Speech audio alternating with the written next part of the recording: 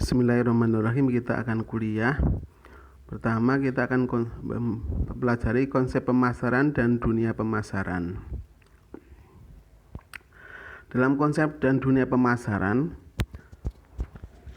konsep pemasaran sendiri merupakan suatu proses untuk memuaskan pelanggan dalam rangka untuk menghasilkan keuntungan. Jadi untuk mendapatkan keuntungan itu caranya perusahaan memuaskan kebutuhan pelanggan. Pemasaran memiliki dua tujuan utama, yaitu meningkatkan pelanggan baru dan memberikan nilai yang luar biasa dan mempertahankan pelanggan yang sudah ada dengan memuaskan mereka. Gagasan tentang kebutuhan, keinginan, dan permintaan produk. Nilai produk, apa yang dirasakan, biaya, kepuasan, pertukaran, transaksi, hubungan pasar serta pemasaran, dan pemasar menjadi dasar dari definisi ini. Konsep pemasaran masih lanjutan. Pertama adalah kebutuhan, keinginan, dan harapan. Jadi adanya kebutuhan dari konsumen, ada keinginan apa yang dimaukan oleh konsumen, dan ada harapan yang ditargetkan dari pasar. Harus dipahami oleh para pemasar. Jadi pemasar itu mengetahui apa yang dibutuhkan oleh konsumen, apa yang diinginkan mereka, dan pemasar sendiri mempunyai target pemasaran. Dalam rangka apa tadi? Untuk memuaskan mereka. Dari kepuasan mereka kita akan dapatkan keuntungan. Produk dan jasa. Jadi pemasaran produk dan jasa. Orang menggunakan barang dan jasa untuk memenuhi kebutuhan dan keinginan mereka. Jadi munculnya ini, pemasaran ini muncul karena adanya keinginan, ada kemauan, ada kebutuhan dari para pelanggan, konsumen, dan keinginan mereka apa yang mereka maukan. Antara produk dan jasa, produk atau jasa, karena yang dijual itu bukan hanya sekedar produk, barang, jasa itu berupa pelayanan. Nilai, kepuasan, dan kualitas. Nilai produk apapun benar-benar bergantung pada seberapa dekat produk tersebut dengan produk yang sempurna. Ini nilai yang sempurna. Kapan pelanggan merasa puas? Yaitu pelanggan memilih barang dari berbagai macam pilihan yang mereka yakini menawarkan nilai terbaik. Jadi yang pelanggan melakukan sebuah penilaian, kemudian pelanggan itu dari berbagai penilaian, maka dia akan memilih yang terbaik dari apa yang dia rasakan tentunya. Berarti kan sifatnya individu. Nilai paling baik dipahami sebagai hasil dari kombinasi kualitas, layanan, dan harga jual dikenal sebagai 3 serangkaian nilai pelanggan: kualitas, layanan, harga. Jadi nilai ini adalah kualitas kombinasi antara kualitas, layanan, dan harga yang dirasakan oleh pelanggan. 4 ada pertukaran, transaksi, dan relasional. Ada minimal 2 pihak. Setiap pihak memiliki nilai bagi pihak lain. Jadi apa yang setiap nilai mempunyai memiliki nilai bagi pihak lain. Apa yang dirasakan dia bernilai, maka orang lain juga menilai. Pelanggan ataupun penyedia, perusahaan ataupun pelanggan atau customer itu mereka merasakan nilai. Jadi pelanggan membeli sebuah nilai suatu produk, kemudian perusahaan atau penjual menawarkan sebuah nilai suatu produk. Setiap pihak memiliki kemampuan untuk berkomunikasi dan mengirim barang tersebut. Jadi kan pihak-pihak, dua belah pihak ini ada komunikasi, kemudian ada pengiriman, jadi ada transfer barang jasa, ada komunikasi, kemudian ada ada transaksi pertukaran. Setiap pihak memiliki kebebasan untuk menerima atau menolak tawaran. Jadi pihak penjual maupun pihak pembeli mempunyai kebebasan untuk menerima atau menawar. Seperti itu, tidak terikat, tidak terpaksa seperti itu. Setiap pihak ingin dan siap berhubungan dengan pihak lain. Antara pembeli dan penjual berusaha untuk terkoneksi dengan adanya komunikasi, ada hubungan antara satu dengan yang lain. Konsep pemasaran masih yang kelima adalah pasar. Dalam pemasaran, pasar adalah individu. Pasar adalah individu atau organisasi. Bisa seseorang, ada juga bisa organisasi atau perusahaan atau sebuah institusi. Institusi perusahaan bisa juga. Atau bisa pemerintah ataupun bisa swasta ataupun bisa individu. Di mana pihak-pihak tersebut membutuhkan produk yang dijual dan memiliki kekuatan pembelian yang diperlukan. Jadi produk yang dijual dan ada kemampuan untuk melakukan pembelian untuk memenuhi kebutuhan mereka. Jadi pelanggan menginginkan terpenuhnya kebutuhannya dari produk itu, kemudian di penjual memperoleh keuntungan dari penjualan yang dia jual tersebut. Dengan demikian, seorang pengusaha dapat memperoleh arahan tentang cara menjual produk.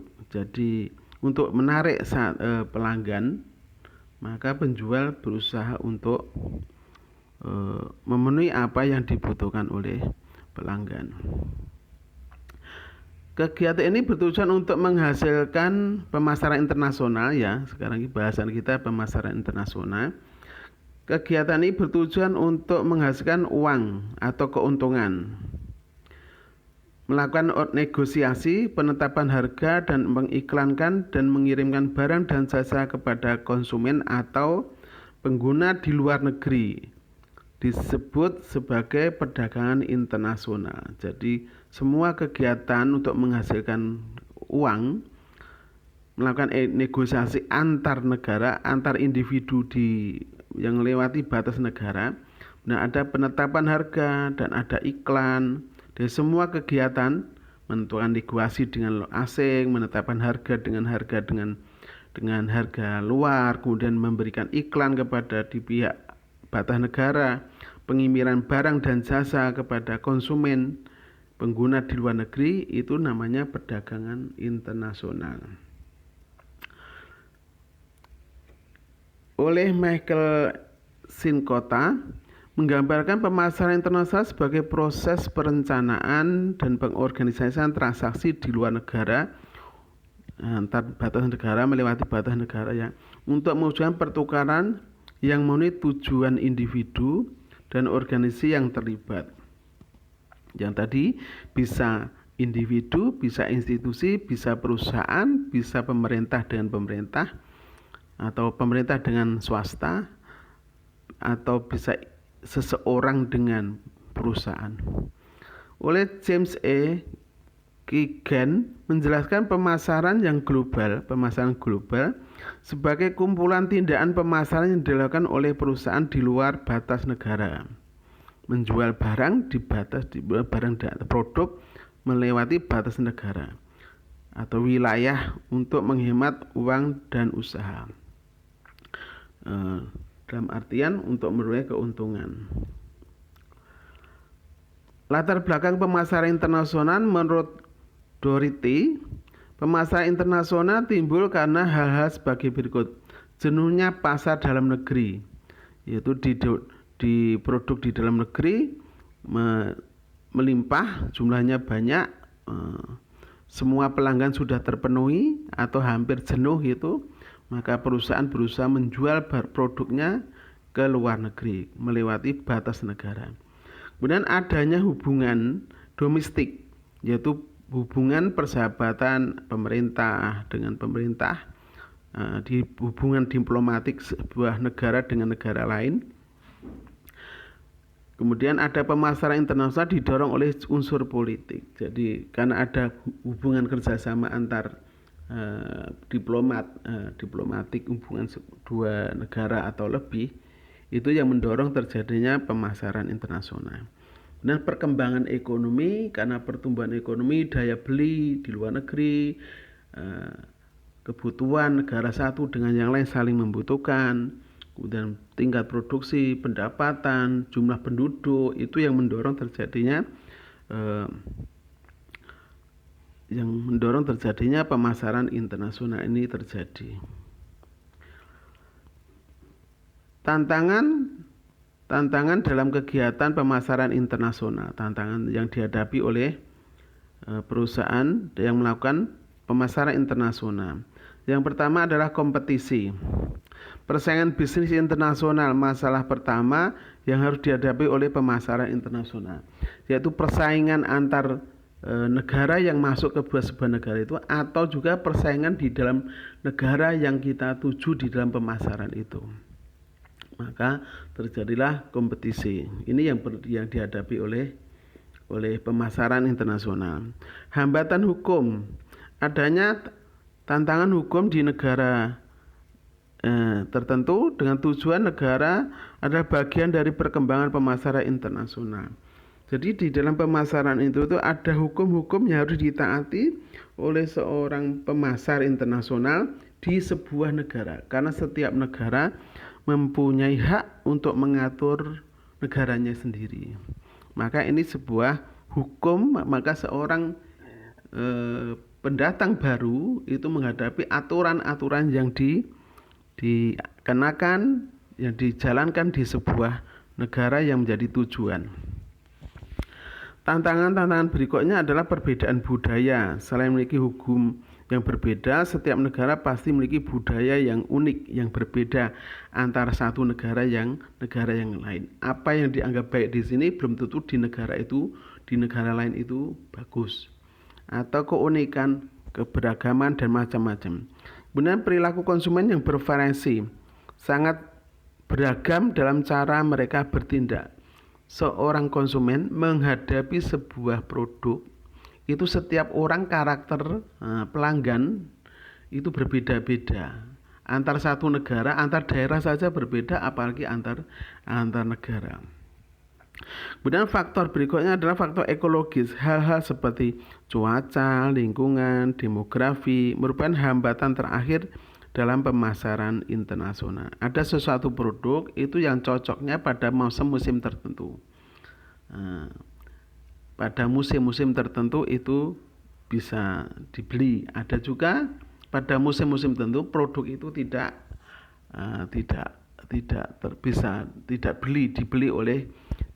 dibutuhkan oleh pelanggan. Jadi ada cuaca, musim panas, musim dingin, semi dan gugur dan sebagainya itu berpengaruh terhadap kebutuhan suatu pelanggan oleh seorang konsumen. Lingkungan yang berbeda-beda, setiap negara satu, negara yang lain berbeda-beda. Kemudian demografi, yaitu tingkat pendapatan, jumlah penduduk, kemudian tingkat umur, itu akan berbeda-beda dalam mensikapi kondisi yang berbeda tadi. Ini adalah sebagai sebuah tantangan dalam pemasaran internasional. Konsep pemasaran internasional berikutnya adalah orientasi etnosentris. Rasa perusahaan etnosentris beroperasi di luar negeri karena percaya bahwa orang asli memiliki keunggulan alami untuk mengurangi produk domestik yang lebih dan dianggap kurang penting dibandingkan dengan operasi domestik.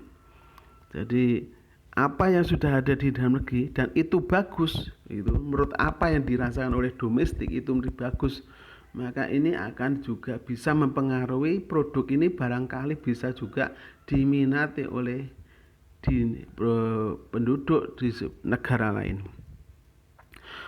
Orientasi filosofis politis keyakinan bahwa setiap negara ada perbedaan yang unik dan berbeda, dan menganggap perbedaan ini adalah satu-satunya cara untuk mencapai kesuksesan di sebuah negara. Anak perusahaan didirikan di pasar nasional selama tahap polisentris. Masih ada keinginan untuk di pihak-pihak yang berbeda tadi.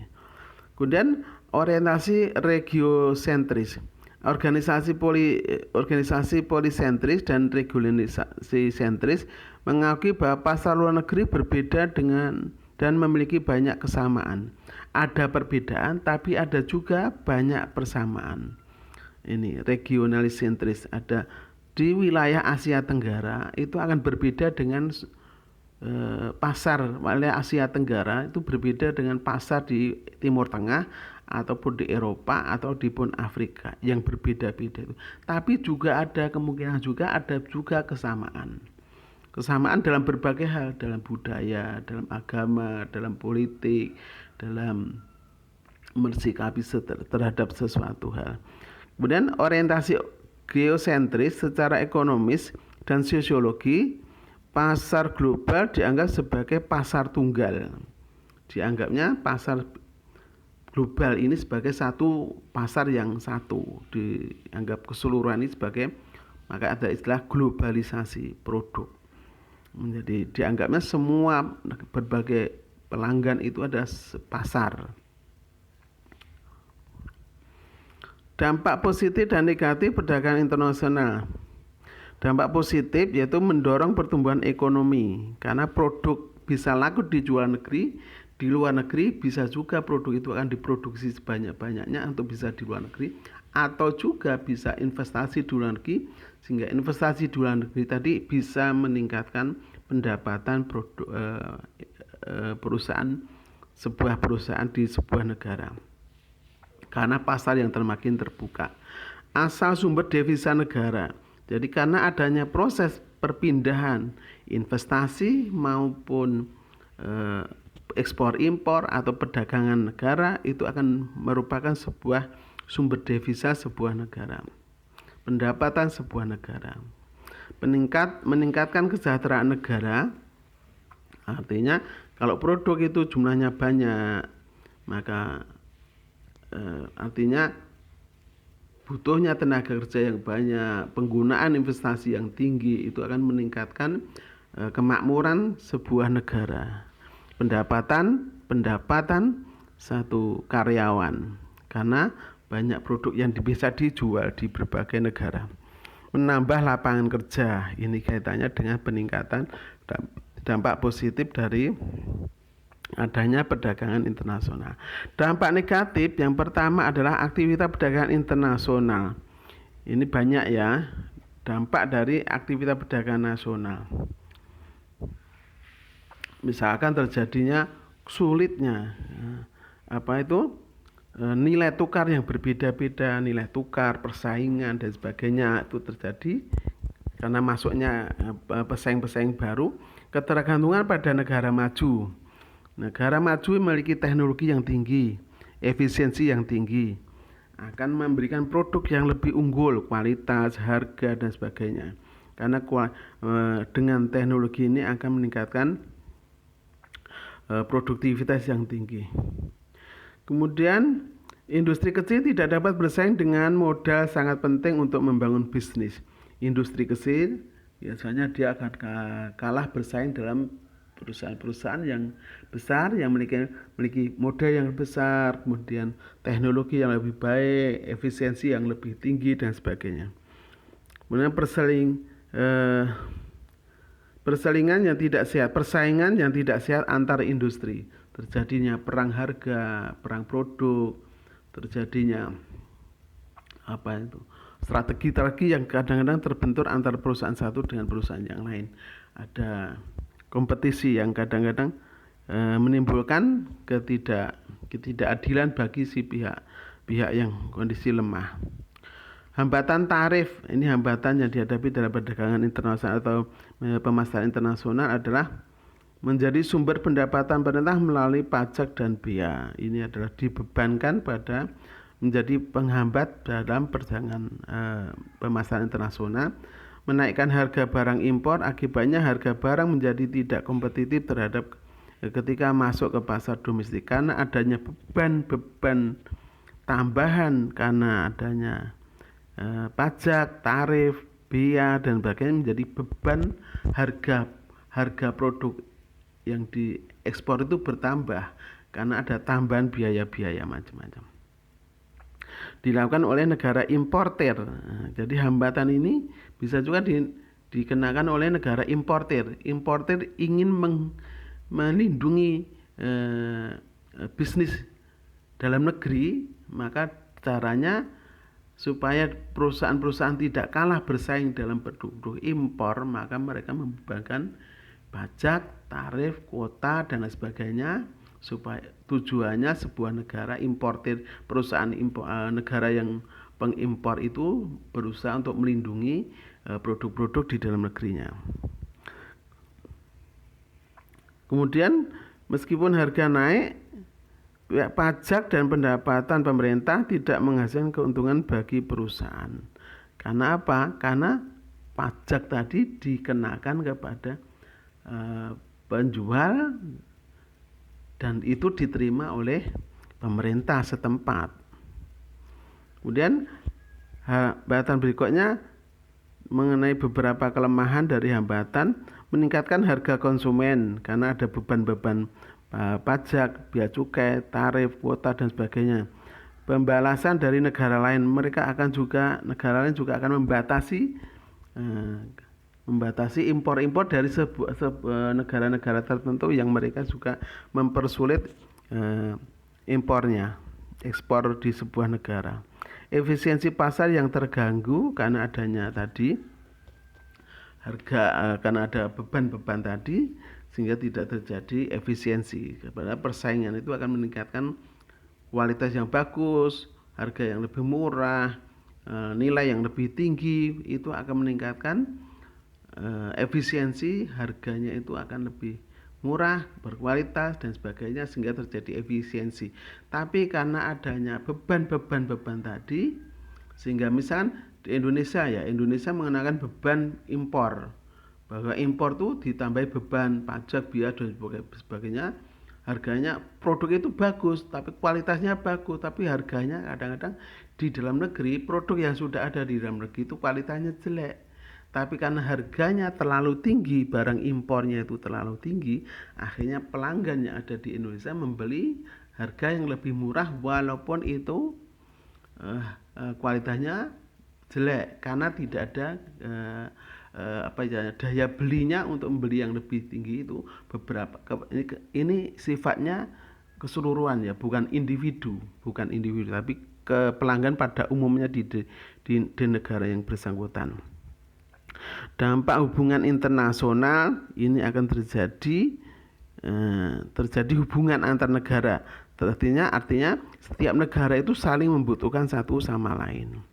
Kemudian hambatan non tarif, beberapa negara membantu menjaga perekonomian mereka, namun negara lain menggunakannya sebagai reaksi terhadap tindakan serupa yang dilakukan. Jadi mereka berusaha mengenai beban tarif itu.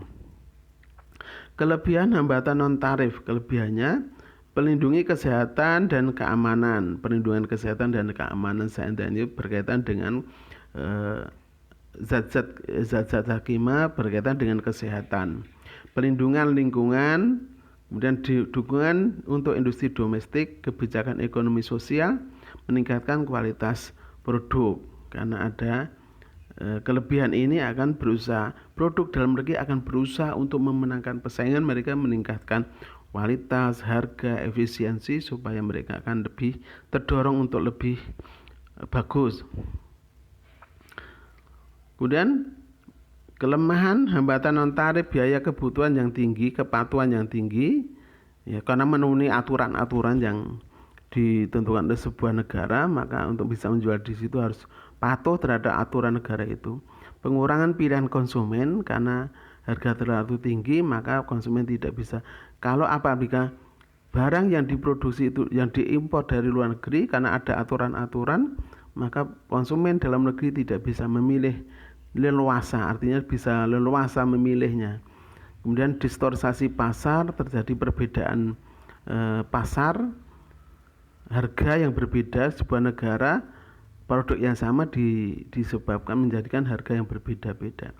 Tadi potensi rivalitas perdagangan, mana yang menang dalam perdagangan itu akan muncul, kerumitan dan kurangnya transparansi, terjadinya sulitnya transaksi dilakukan antar negara, misalnya ekspor impor itu harus barang enggak, pembayaran barang belum ada dan sebagainya, itu menjadikan suatu hal yang rumit, transaksi nilai tukar yang berbeda-beda, yang berubah-ubah, menjadikan itu jadi masalah. Transparansi, kadang tidak kejujuran sebuah negara. Efek negatif pada hubungan internasional, terjadinya perang dagang, akhirnya nanti ngarahnya kepada politik. Berbagai jenis hambatan non tarif hadir. Untuk berikut ini ada beberapa, diantaranya adanya lisensi, penggunaan merek dagang dengan produk-produk merek dagang luar negeri dipakai di dalam negeri. Adanya standarisasi produk, kualitas, harga, model dan sebagainya. Persyaratan konten lokal, adanya bahan-bahan yang dibutuhkan. Bahan-bahan produk itu harus mengandung lokal, produk bahan-bahan baku lokal. Ada kuota impor, pembatasan impor, embargo, adanya embargo, tidak boleh untuk bertransaksi di sebuah negara. Subsidi ekspor untuk menekan harga barang ekspor, maka adanya pemerintah terkadang memberikan subsidi barang-barang yang diekspor, yang dijual di luar negeri. Devaluasi nilai tukar, adanya penyesuaian nilai-nilai tukar mata uang, dan pengekangan ekspor sukarela, terjadinya pembatasan-pembatasan ekspor. Hambatan-hambatan administrasi, terutama ekspor impor, peraturan-peraturan, dan lain sebagainya. Ini kurang lebihnya, bisa dikerjakan soalnya.